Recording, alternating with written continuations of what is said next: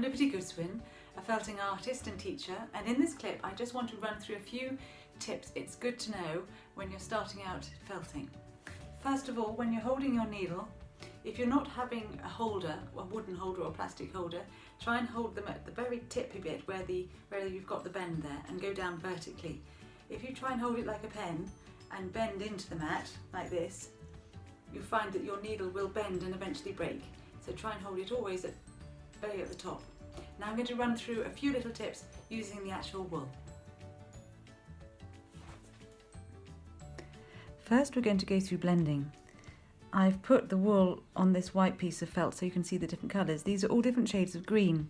I want to do the stem of a flower, but I don't want it all look one colour. So I've got a selection of different shades of green, from lime green to dark to sort of grey green. I put them on top of each other like that, making sure that they're lying flat and with the ends, and so not crossing each other. And I'm going to pull them apart and lay them flat on top of each other. Try not to bend over like that, because you always find that you get a curve at the top and that ends up with it bunching up. So pull and place, pull and place. If you're pulling from the end, you'll find that you're mixing very well because there's just a few strands are coming out. If you're trying to pull too much, it's just going to lock in there.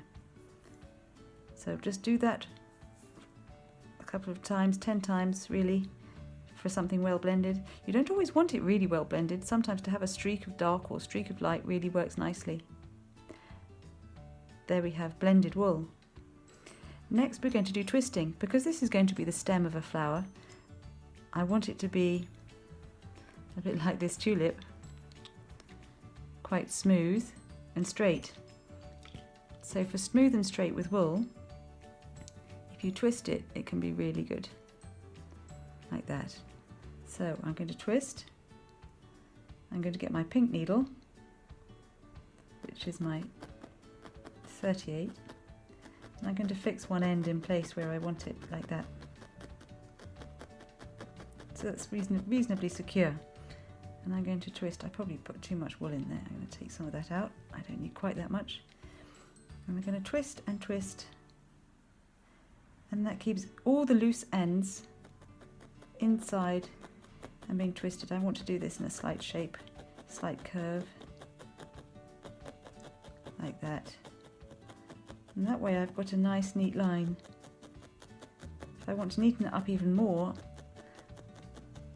I follow my fingernail down, my fingernail, I just use it as an edging, and then with little scissors like this, I find ones with a curve at the end seem to be designed perfectly for the task.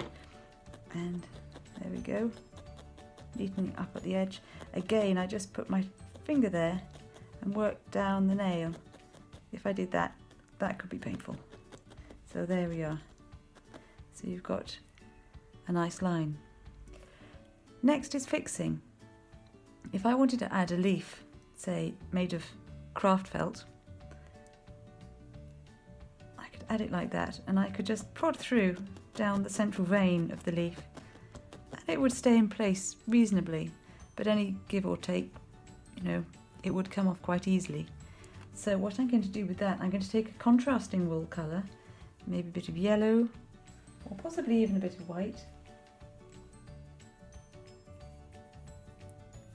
And this time I'm going to use my red needle, and I'm just going to go down that central vein.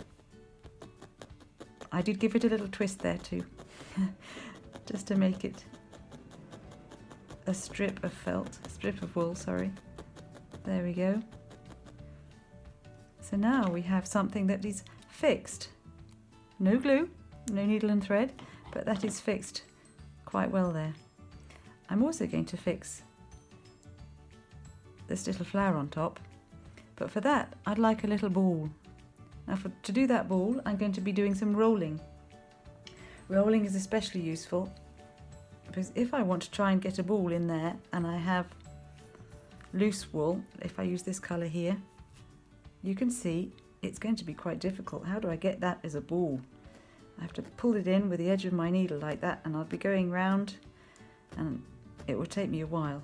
So what I do, this has been blended. This is some pinks, some yellows and some reds that have been blended as opposed to the solid red. Can you see how that different? It just gives it a slightly more natural colour. I'm going to roll these between my fingers like this. Roll, roll, roll, roll, roll. You're always going to have some loose ones, but that now is going to be much easier. Put my finger to hold it in place, working round, prod round the outside,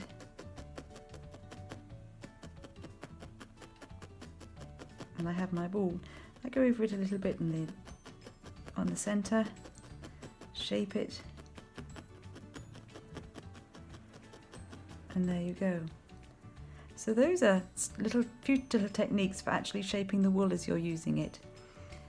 You might have noticed that when I was felting, I'm holding the needle right at the tip, right where the little L shape is at the top. Try not to hold your needle as though it were a pen. If you hold it down there, your wrist is doing a lot more action, a lot of bending, and it's much more tiring. And also you tend to bend the needle. It's sort of it's that stroke which bends the needle, and then they get weak and can break. So try and hold it at the top, and you're doing much more of a vertical prod. Even if you're coming in at an angle, you've still got your needle quite straight. The action is quite straight. So there we go. A few tips for you.